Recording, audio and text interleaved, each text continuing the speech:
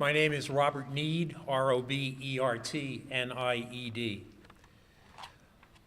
I'm a member of the Board of Directors of the Center for Sustainable Rural Communities, a 501c3 nonprofit New York corporation serving Schoharie, Otsego, Delaware, Schenectady, and Albany counties. As a nod to my union brothers and sisters, I'm a proud 25-year retired member of IBEW Local 827.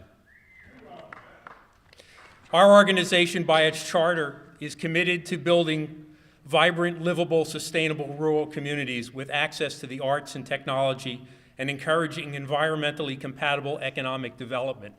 However, for the last 18 months, we've had very little time to do any of those important initiatives. Instead, we have been responding to an endless stream of visitors, phone calls, and emails from residents across the region who are deeply concerned, upset, and angry about the proposed pipeline. One after another, they have related to us stories of bullying, intimidation, outright lies by representatives of the pipeline company. They have told us about landsmen swinging the threat of eminent domain like a hammer and pitting neighbor against neighbor and family member against family member. They have told us about survey stakes and tapes that appear on their land while they were away visiting relatives. They have described their dream of retiring to a peaceful setting in which they have invested their life savings only to hear that it would be cut down the middle by a proposed pipeline, access road, mainline valve, metering station, communication tower, or all of the above. They have told us about their children who ride the school bus on a route that will intersect heavy truck and equipment traffic coming from ill-sited contractor yards. They have told us about drinking water that is drawn from a fragile karst aquifer that could be as close as 100 feet from pipeline blasting operations. They have told us about streams, wetlands, maple, sugar bushes, hedgerows, stands of oak and hemlock forest, and hayfields, all of which they cherish, have cultivated for years, and that they need for fuel, need for food, need for peace of mind, and want to preserve for their own legacy and as a gift to their children, all threatened by this pipeline.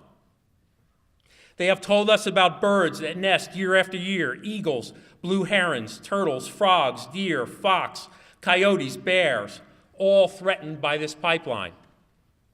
They have told us how they have intimate knowledge of extensive ecosystems that surround their homes that the DEIS does not even acknowledge. They have told us about their grandchildren who have forts and tree houses in the path of the pipeline.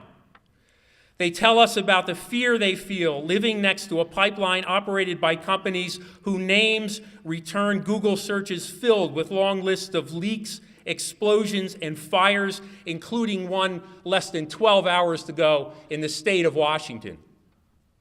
They tell us about the fear and anger of being forced to expose their children to the emissions from compressor stations and the fear of the ultimate industrialization of their rural communities they know damn well will follow this pipeline.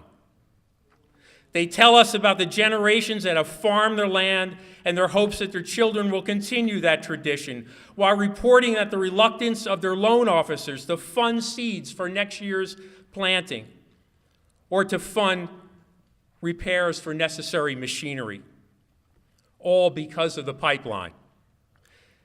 They tell us about agricultural permits and certifications in jeopardy because of this pipeline.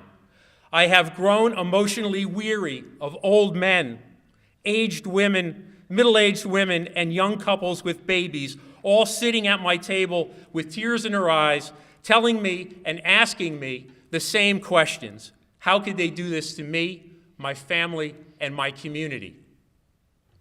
On behalf of all of those people, I am here tonight not to ask the Commission to reconsider this unnecessary and destructive pipeline, but to beg the Commission to deny approval for this pipeline.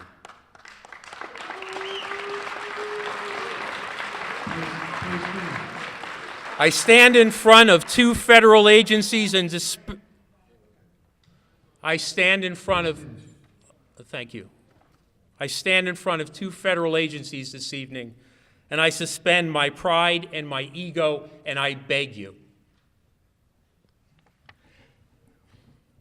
place the safety of those people, their property, their cherished environments, and their dreams above the profits of an industry that cares nothing about them. Defend them, protect them, stand up for them, because they have far too much to lose, and you are the only thing that stands between them and that loss. Thank you.